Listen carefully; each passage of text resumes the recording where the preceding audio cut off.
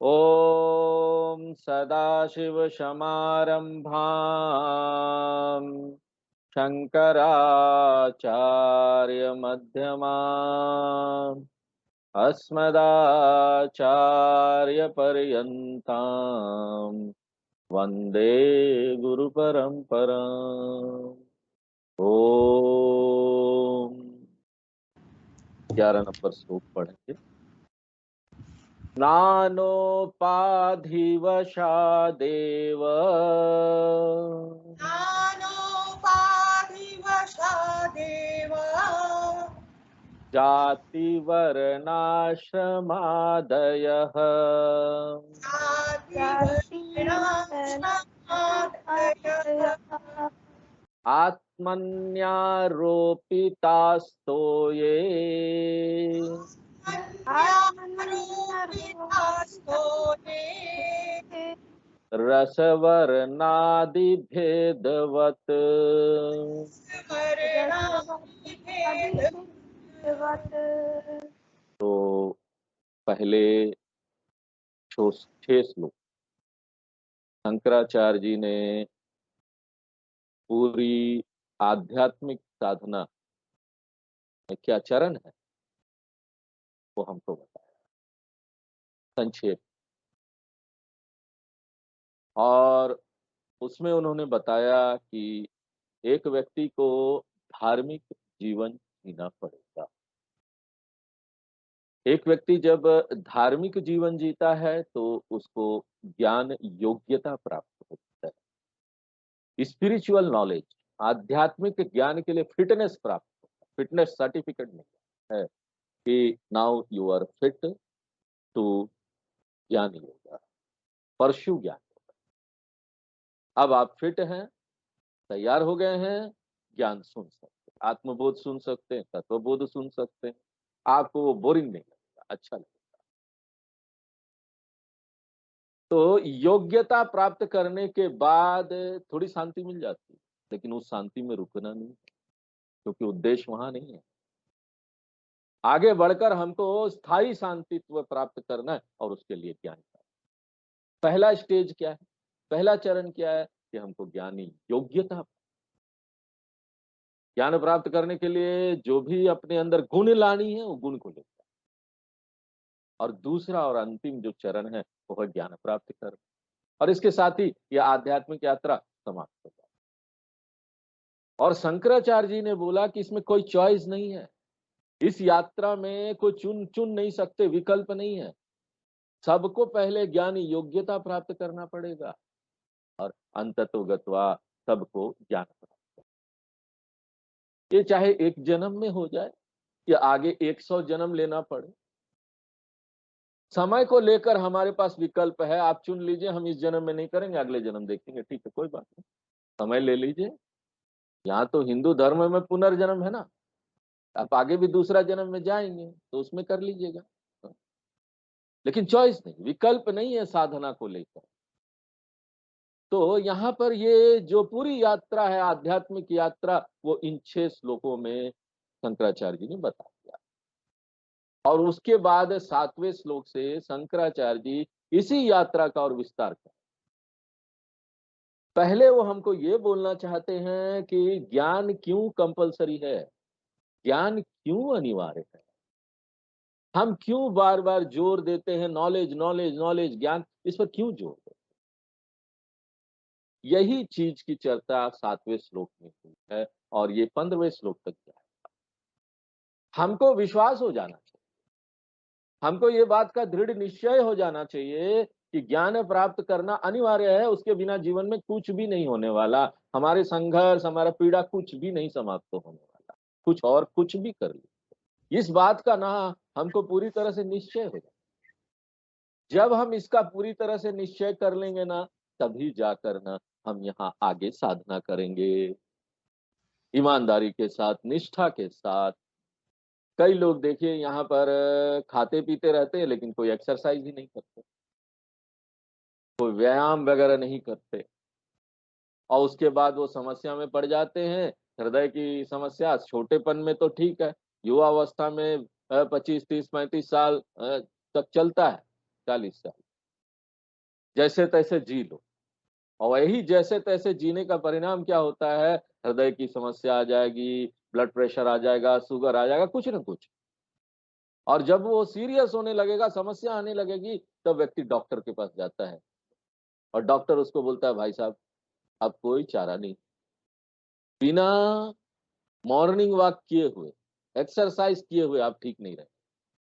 अब तो उसके मन में ये वॉकिंग का, सुबह मॉर्निंग वॉक करने का, व्यायाम करने का, वो जो महत्व है ना, बहुत ज़्यादा बढ़ जाता है।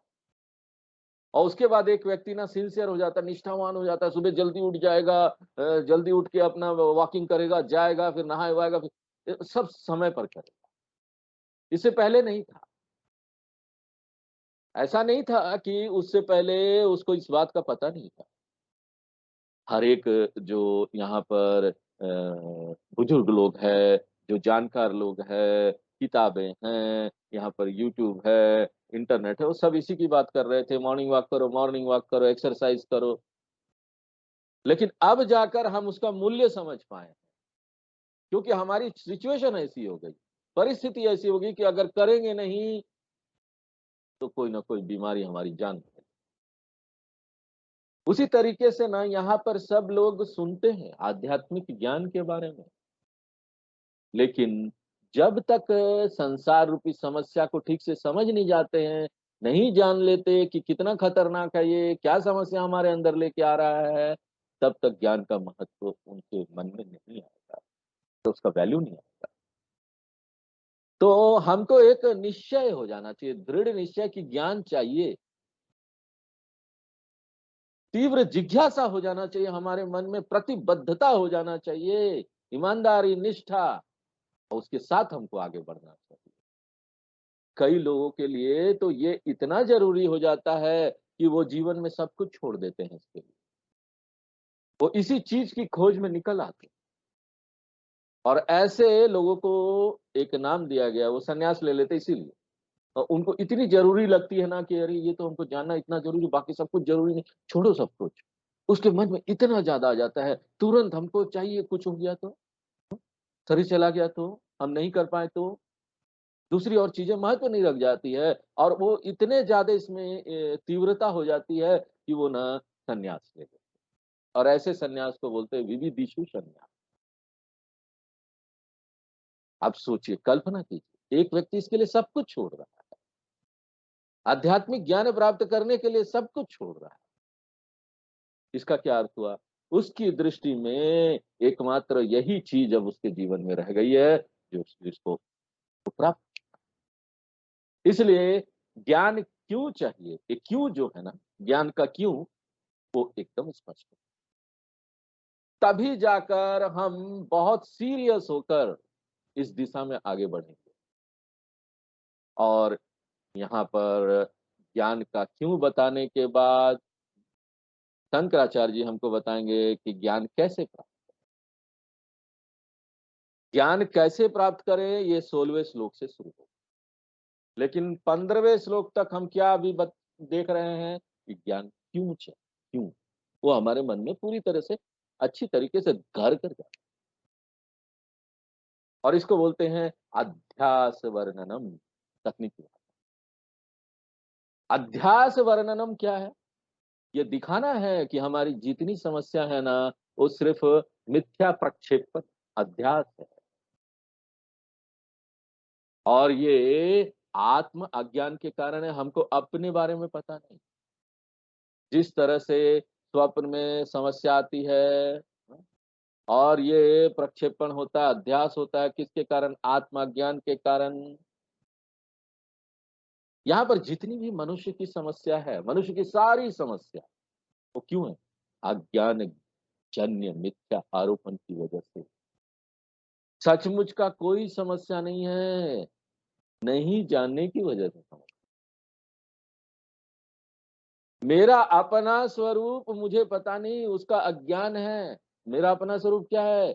सच्चिदानंद आत्मा, सच्चिदानंद अद्वैत स्वरूप, अनंत स्वरूप, ये हम नहीं जानते। और जब ये अद्वैत स्वरूप हमको नहीं पता है, तो प्राकृतिक रूप से गलत धारणा मन में बनेगी और इस गलत धारणा को बोलते हैं द्वैत। बहुत सारा देख रहे हैं।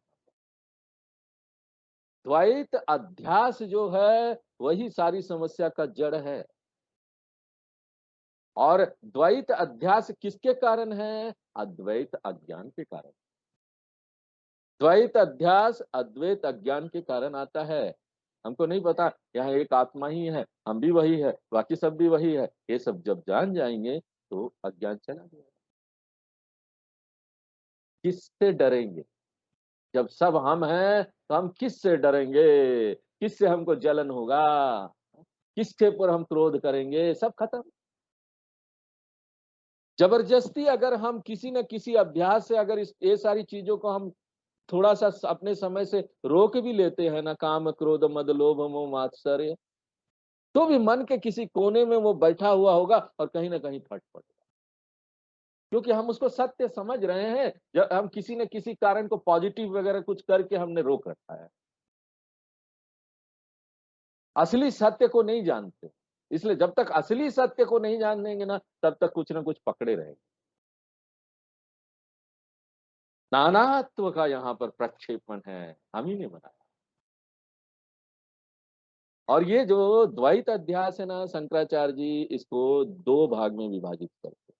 एक तो है कि पूरी दुनिया का जगत का अध्यास, प्रपंच अध्यास। इसमें आकाश, समय, पंच महाभूत से बनी हुई सारी चीजें, पूरा ब्रह्मांड, आकाश गंगा, 14 लोक, सब कुछ आ जाए। और दूसरे तरह का जो मिथ्या अध्यास है ना, वो व्यक्ति के स्तर पर है। एक व्यक्ति का अपना ऊपर क्या अध्यास होता है? जिस तरह से यहाँ पर स्वप्न, हम पूरी दुनिया बनाते हैं और स्वप्न में ही हम एक विशेष शरीर बनाते हैं अपने उपयोग के लिए। इसको बोलते हैं शरीर अध्यास। व्यष्टि, व्यष्टि यानी एक व्यक्ति का अध्यास।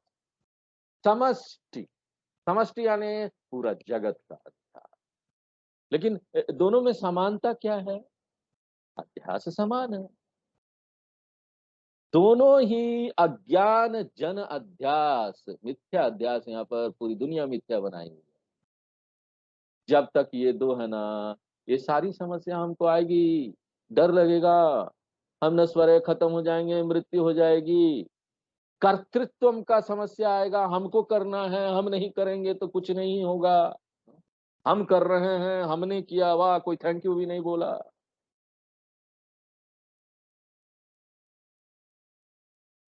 हम क्यों करें, दूसरा नहीं करता है। ये सारी समस्या है, वो जाने वाला नहीं। फिर भोक्तृत्व की समस्या आएगी, हमको सब चीज चाहिए, यहाँ भोग कर। तुलना की समस्या आएगी, हम तुलना करेंगे, उसके पास कम है, उसके पास ज्यादा है, मेरे पास कम है। उसके बाद जलन की समस्या आएगी। दूसरा कोई हमारे हिसाब से नहीं चलेगा, घृणा की समस्या आएगी। आसक्ति की समस्या आएगी कि उसके बिना मेरा काम ही नहीं चलेगा। यहाँ 4 लोग आपकी सेवा के लिए है, आप बोलेंगे चारों से हम सेवा नहीं लेंगे, वही रहना चाहिए जो हमको सेवा करे। इसको बोलते हैं आसक्ति। कोई भी आपकी सेवा कर दे, आपको क्या फर्क पड़ता है? आपको तो सेवा ही चाहिए।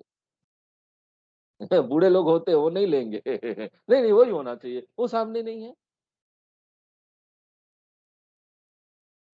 ये सारी समस्या है। कोई आ जाए ना, नहीं आना चाहिए, हम इसको नहीं, ये क्यों आ गया, हमको अच्छा नहीं लग रहा है।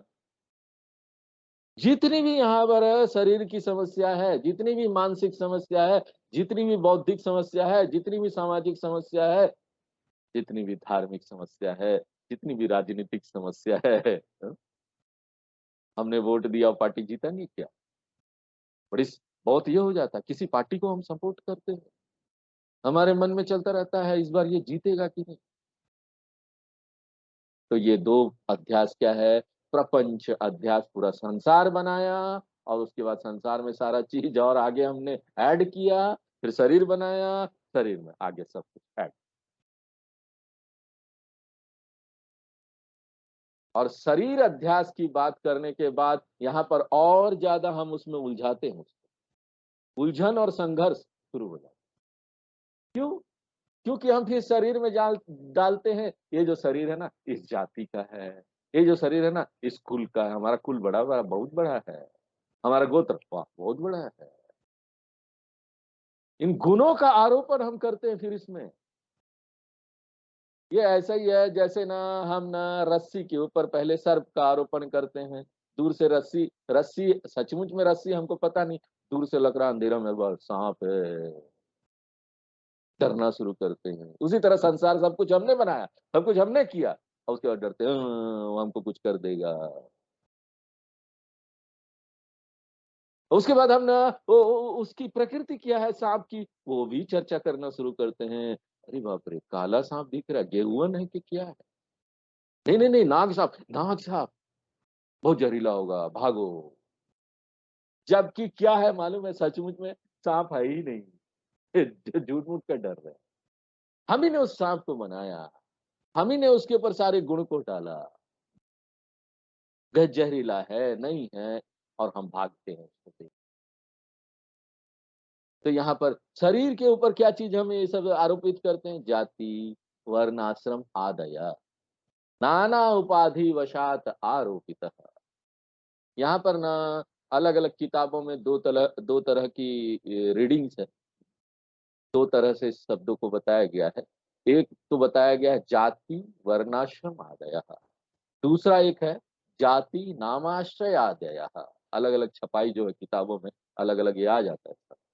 जाति नामाश्रय आदय वो आसान पढ़ना और उसको समझना भी आसान, क्योंकि जाति का अर्थ क्या हुआ?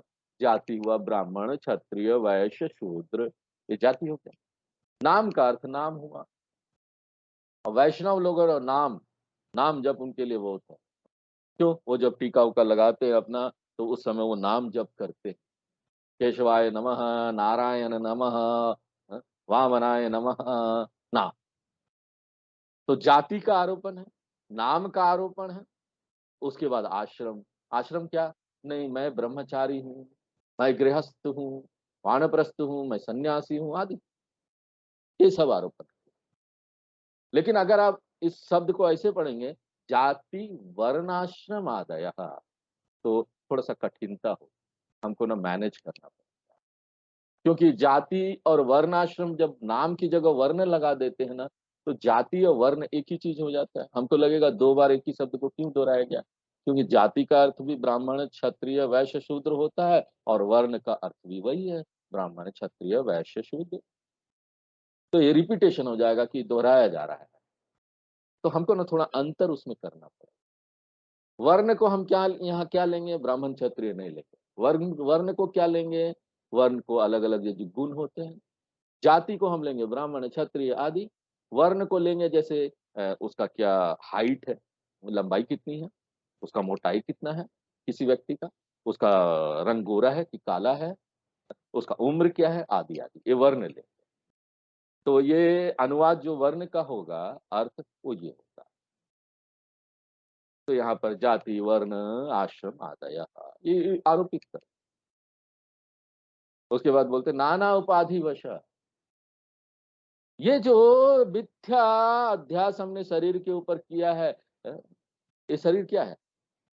उस समय के लिए एक घेरा है, अस्थाई घेरा जिसके अंदर आत्मा है। आत्मा का क्या जाति है बताइए? आत्मा का क्या आश्रम है? आत्मा का कोई जाति और आश्रम है? आत्मा क्या ब्राह्मण क्षत्रिय वैश्य ऐसे बोल सकते हैं? नहीं बोल सकते। उपनिषद खुद ही बोलती है। मुंडका उपनिषद बहुत स्पष्ट रूप से इस बात को बोलते हैं, यतद अदृश्यम अग्राह्यम अगोत्रम अवर्णम अचक्षु श्रोत्रम तदपानिपादम। हम उसको देख नहीं सकते, पकड़ नहीं सकते, उसका कोई गोत्र नहीं है, उसका कोई वर्ण नहीं है, ऐसा है आत्मा। लेकिन उसके बाद भी हम क्या करते हैं? उसके ऊपर सब आरोपण करते हैं। और फिर हम क्या बड़ा बड़ा अहंकार के साथ क्या बोलते? मेरा जाति ये है, मेरा वर्ण ये है, श्रेष्ठता दिखाते। ब्राह्मण है तो क्षत्रिय है तो श्रेष्ठ, बोला हम बड़ा श्रेष्ठ हूँ, और अगर शूद्र है तो हीन भावना आएगा, हम बड़े हीन हैं। दोनों तरफ से समस्या है।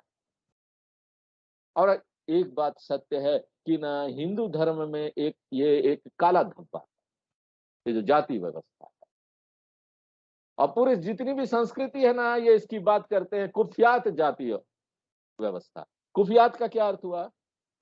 बहुत प्रसिद्ध कोई चीज हो जाता है ना, अच्छे कामों के लिए नहीं, खराब कामों के लिए, तो उसको बोलते कुख्यात। कोई डाकू है ना, कुख्यात डाकू, सब लोग उसको जानते। तो कुख्यात जाति व्यवस्था, किसी भी देश में आप जाइए और आप जब बोलेंगे ना मैं हिंदू हूं, वो ना यहाँ पर वेदांत की बात नहीं करेंगे। इतना महान दर्शन का ज्ञान यहाँ शंकराचार्य जी दे रहे हैं कि तुम आत्मा हो, ये मिथ्या आरोपण है, जाति वर्ण, कितना महान खोज है ये। आप अमेरिका कनाडा में जाएंगे ना, वो जैसे बोलेंगे वो या तो मुस्लिम होगा या क्रिश्चियन होगा, तो बोलेगा अच्छा आप हिंदू हैं, तो फिर आप लोग इतना जाति जाति क्यों करते रहते हैं? और फिर उसकी निंदा करेंगे, देखो जाति की वजह से आप सब लोग बटे हुए हैं और आप शूद्र लोग को उसको परेशान करते हैं। दूसरी संस्कृति वाले इसकी निंदा करते हैं, जबकि वेदांत स्पष्ट रूप से बोलता है कि ये तो मिथ्या अभ्यास है, अस्थायी रूप से उड़ा हुआ है। और उसके बाद हम गलती करते हैं, अपने ही अंदर श्रेष्ठता और हीनता का भावना लाते हैं, और उसके बाद ऊपर गलत सामाजिक प्रथाओं का प्रचार करते हैं, और उसके बाद भुगतते हैं एक दूसरे से लड़कर। इसलिए शंकराचार्य जी क्या बोलते हैं, नाना उपाधि वश। यहाँ पर अलग अलग उपाधि है, अलग अलग घेराबंदी है, शरीर है, मन है, शरीर मन जाति वर्ण आश्रम आदय। और आदि का क्या अर्थ हुआ यहाँ? जाति वर्ण आश्रम तो हमने देख लिया। आदि का अर्थ हुआ कि मैं पुरुष हूँ, मैं महिला हूँ, मैं पढ़ा लिखा हूँ, मैं अनपढ़ हूँ, मैं इस गोत्र का हूँ, उस गोत्र का हूँ, मैं बहुत श्रेष्ठ गोत्र का हूँ, तो आ गया। ये सब मिथ्या आरोपण हुआ है, किसके ऊपर? निर्गुण आत्मा के ऊपर। और इसके लिए उदाहरण क्या दिया गया है? तो ये रश्म वर्ण आदि वर्ण। तो ये संस्कृत में बोलते हैं जल को। यहाँ पर स्वाद है अलग अलग, रंग है, वो जल में आप देखते हैं। जबकि जल क्या है? जल का अपना कोई स्वाद नहीं। जो प्योर जल होता है ना, उसका अपना कोई स्वाद, उसका कोई अपना रंग भी नहीं। उसमें दूसरी और चीजें, आयरन कंटेंट, सल्फर कंटेंट, दूसरे छोटे छोटे मिट्टी के कण वो मिल जाते हैं, तो उसको कलर दे देते हैं। बहुत ज्यादा ब्राउन कलर है, भूरा कलर है, तो आपको लगेगा कि देखो ये जल ना भूरा है। उसके बाद यहाँ पर बहुत सल्फर कंटेंट है, तो पीला होगा, तो आपको लगेगा जल बहुत पीला है। अलग अलग घर में देखेंगे जल अलग अलग कलर का, ध्यान से देखेंगे तो समझ में आता है। और स्वाद भी अलग हो जाता है, कहीं आपको बड़ा मीठा लगेगा, आयरन कंटेंट ज्यादा है। जल की वजह से नहीं है, जल में कोई चीज मिला हुआ है उसकी वजह से है। लेकिन फिर भी हम क्या बोलते हैं, देखो जल का रंग ये है, जल का टेस्ट ये है, स्वाद ये अच्छा स्वाद नहीं है, खराब स्वाद है पानी का। तो हम यहाँ पर किसी के गुण को किसी के गुण के ऊपर किसी के ऊपर आरोपित कर देते हैं, एक गुण को दूसरे में आरोपित। इसलिए रस वर्ण आदि भेदवत, एक तो ये एक ही जल है यहाँ H2O, उसमें कोई अंतर नहीं है, लेकिन हम इसमें क्लासिफिकेशन कर देते हैं। उसी तरीके से आत्मा में कर देते हैं, शब्दम स्पर्शम अरूपम अरसम अगंधम है ये, इसका कोई यहाँ भेद नहीं है, उसके ऊपर इतना सारा मिथ्या आरोपण हम कर देते हैं। इसलिए रस और वर्ण आदि भेदवत। और यहाँ के बाद शंकराचार्य, इस श्लोक के बाद शंकराचार्य जी और यहाँ पर विस्तार करेंगे, ये जो मिथ्या अध्यास है इसका और विस्तार करेंगे। यहाँ पर इसके लिए वो 3 शरीर को के बारे में भी बताए, और हर एक शरीर क्या है वो यहाँ पर नानात्व अध्यास करता है, नानात्व अध्यास बनाता है, अलग अलग अध्यास बना देगा। स्थूल शरीर, सूक्ष्म शरीर, कारण शरीर, और हर एक शरीर क्या है, मैं नहीं हूं, ये सिर्फ अस्थाई घेराबंदी है। लेकिन हर एक शरीर यहाँ पर एक अध्यास बना देगा। तो यहाँ पर ये जो सारे श्लोक है ना, वो अध्यास का वर्णन है। आगे अब हम 12 नंबर श्लोक पढ़ते हैं। पंचीकृत महाभूत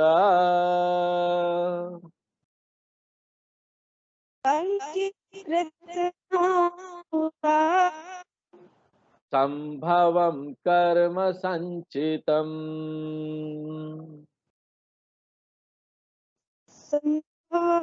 कर्म संचितम् शरीरं सुख दुःखानाम् शरीरं खानाम् भोगायतनमुच्यते।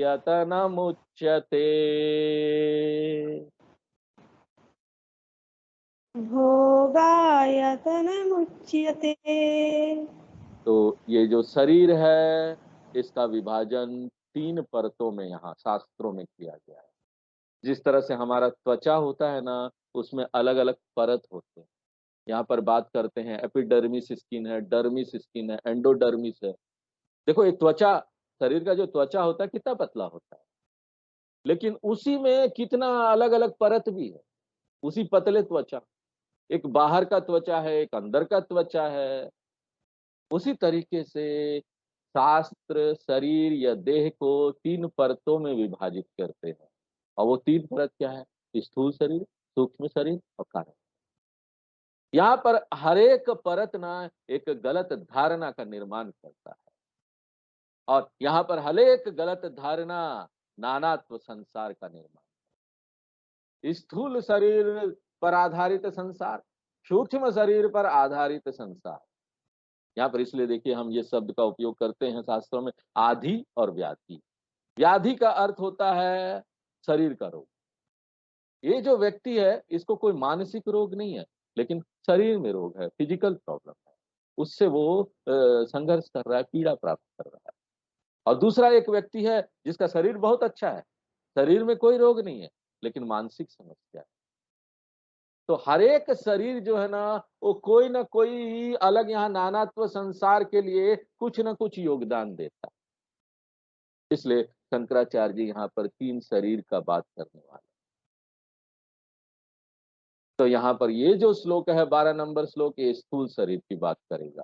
13 नंबर श्लोक जो है उसमें सूक्ष्म शरीर के बारे में बताया, और 14 नंबर जो श्लोक है उसमें कारण शरीर के बारे में।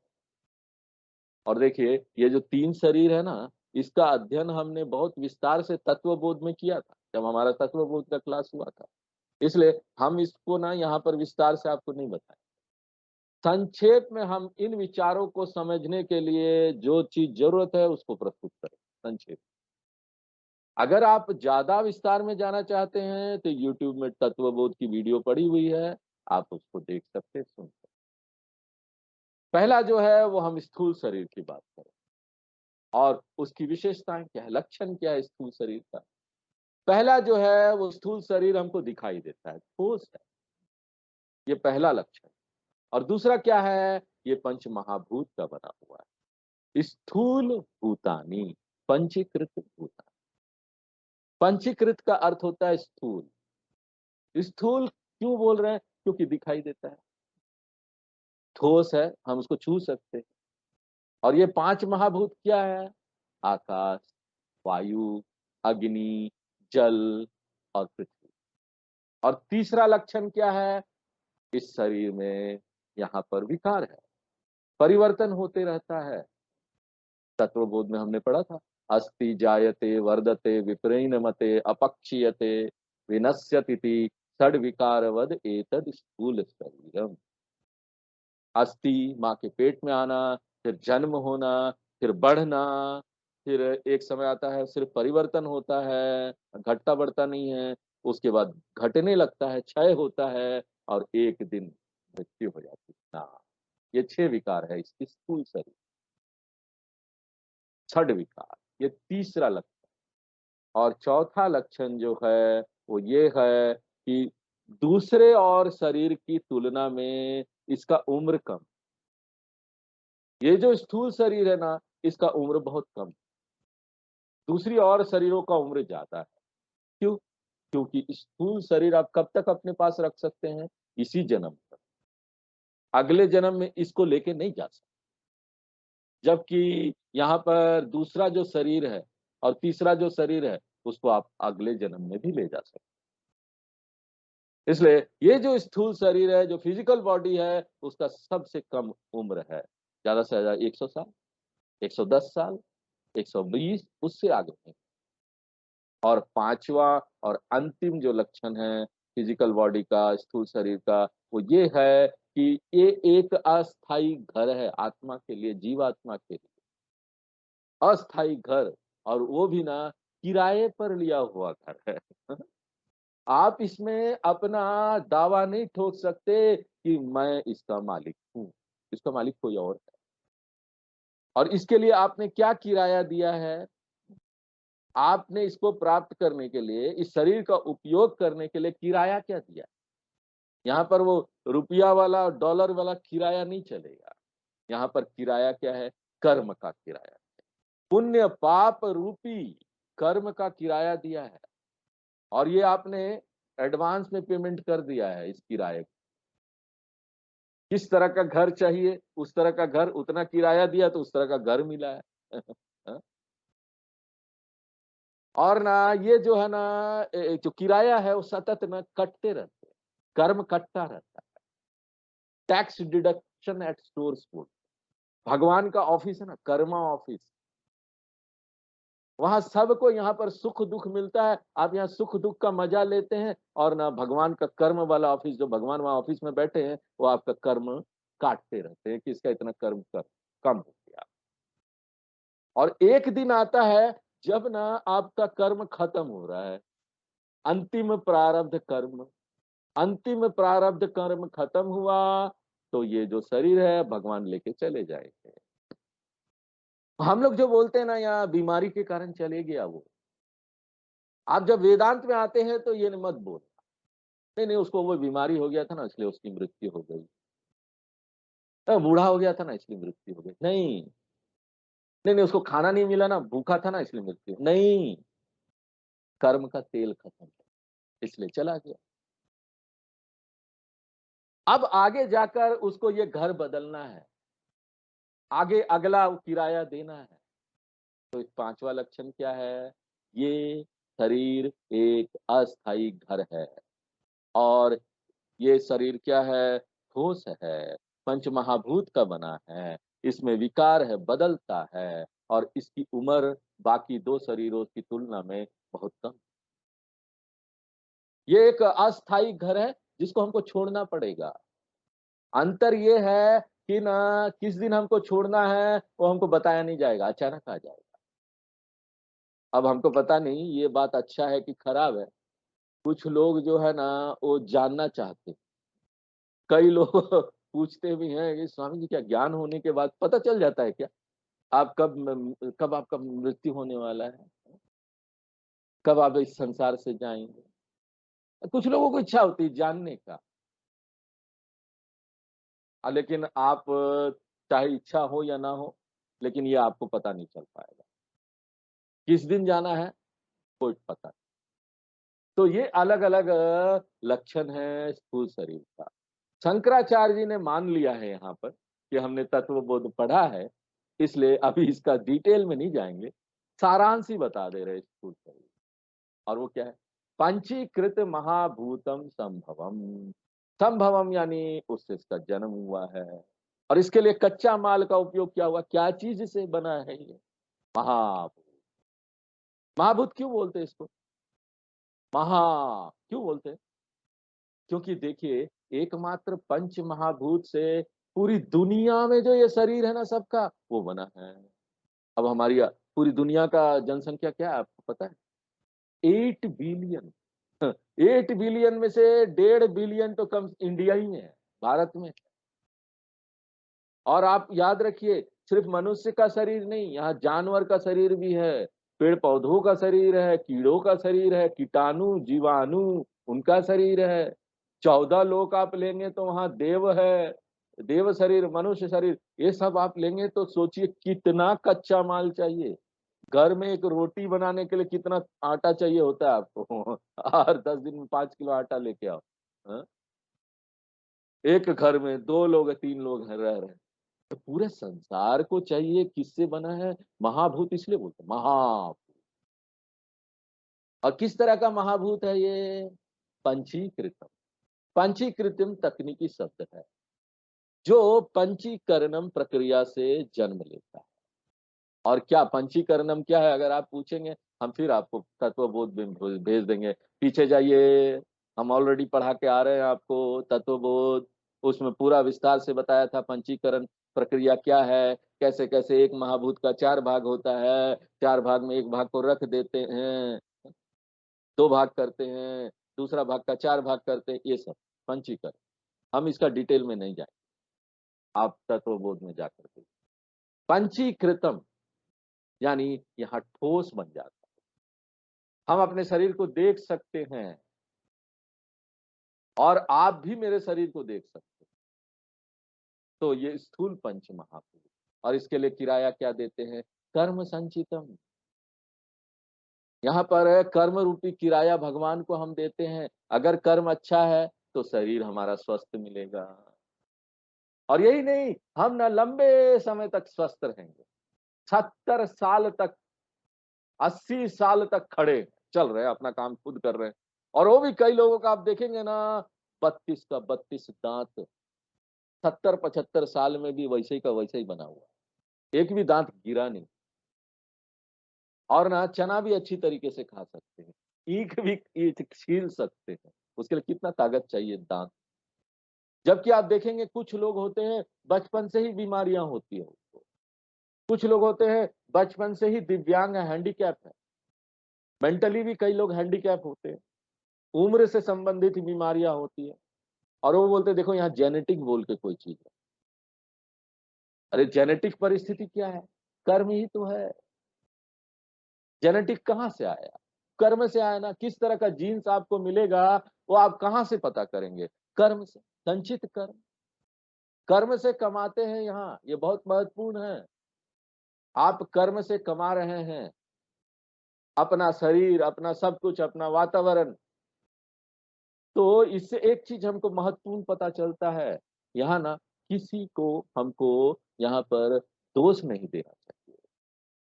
अपने माँ बाप को हम दोष देते हैं, देखो इन्होंने हमको ठीक से पढ़ाया नहीं, इन्होंने हमको ऐसा रखा नहीं, इन्होंने हमारे साथ ऐसा किया, ठीक से हमारा पालन पालन।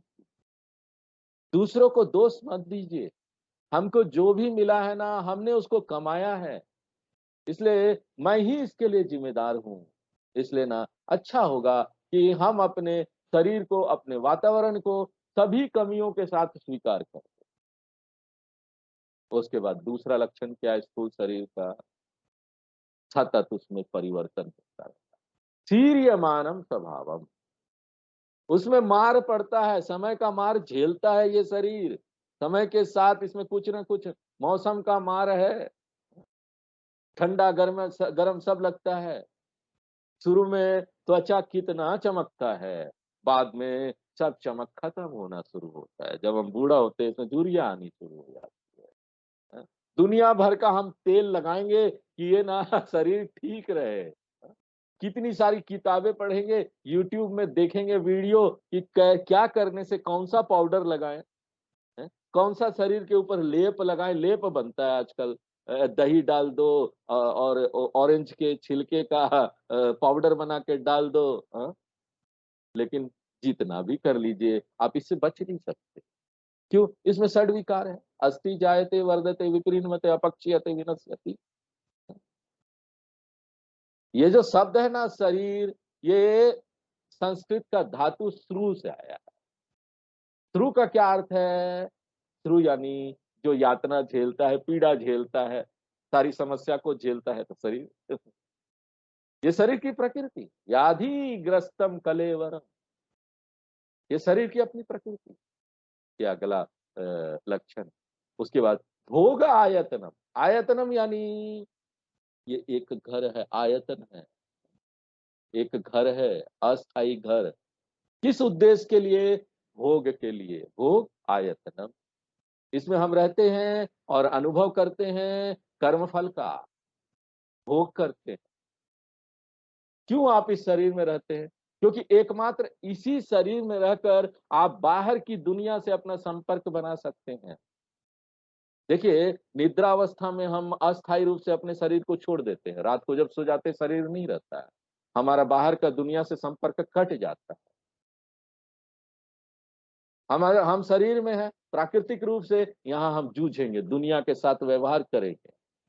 जिस समय हम जग जाते हैं, उसी क्षण हम वातावरण के संपर्क में आ जाते हैं।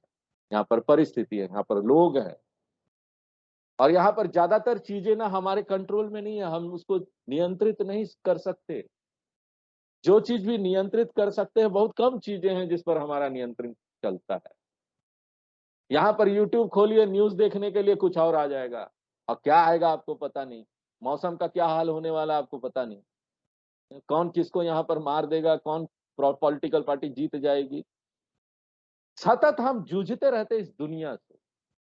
ये और कुछ नहीं है, ये हम अपने पुण्य और पाप को खत्म कर रहे हैं, भोग कर रहे हैं उसका। इसलिए ये शरीर एक घर है, जिसमें रहकर हम अपने पुण्य पाप उसको खत्म कर रहे हैं और ये किस रूप में आता है? सुख अनुभव और दुख अनुभव के रूप। इसलिए बोलते हैं सुख दुख नाम भोगा। सुख यानी अच्छा अनुभव आ रहा है, बहुत मजा आ रहा है। हाँ? दुख यानी दुखी हो गए हम, अनुभव अच्छा नहीं रहा। यहाँ जितना उपकरण है, यहाँ रोज-रोज जितनी खोजें हो रही है, जितनी चीज़ें हम यहाँ पर नई इन्वेंशन कर रहे हैं। 50 साल पहले ये आईटी नहीं थी, इंटरनेट नहीं था। एक गाँव में क्या हो रहा है, दूसरा गाँव वाला नहीं जानते थे। 1 सप्ताह बाद बगल के गाँव से खबर आती थी, तब हमको पता चलता था, समाचार मिलता था। लेकिन आज क्या है? आज एक ब्रिटेन के किसी एक गाँव में क्या हो रहा है, वो आप उसी क्षण आप पता कर सकते हैं। तो जितना ज़्यादा हम लोगों तक पहुँच रहे हैं, जितना ज़्यादा उपकरण हम निकाल रहे हैं, जितना ज़्यादा हम दुनिया के साथ व्यवहार में लिप्त हो रहे हैं, उतनी ज़्यादा और समस्याएँ आ रही हैं। और मन में ना इन समस्या का सामना करने का शक्ति नहीं। क्षमता तो बढ़ते जा रहा है, हम फैलते जा रहे हैं। हाथ में मोबाइल फ़ोन आ गया है, सब चीज़ जान जाते हैं तुरंत। तो यहाँ पर इन्फॉर्मेशन तो बहुत तेज़ी से आ रहा है। उधर से बहुत सब कुछ तेज़ी से आ रहा है, लेकिन मन की इतनी शक्ति ही नहीं है कि उसको सँभाल सके।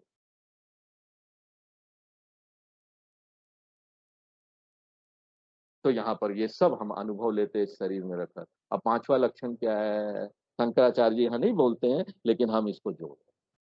ये 3 शरीरों में से सबसे कम उम्र इसी शरीर का है। शरीरः सुख दुःखानां भोगायतनं मुच्यते। ये स्थूल शरीर है। और ये भी क्या है? मिथ्या अध्यास है। अब दूसरा आगे क्या आने वाला है? सूक्ष्म शरीर, जो अगले श्लोक में हम लोग अगले सप्ताह देखेंगे। आज यहीं पर विराम। पूर्णमदः पूर्णमिदं पूर्णात् पूर्णमुदच्यते पूर्णस्य पूर्णमादाय पूर्णमेवावशिष्यते। ओम शांति शांति।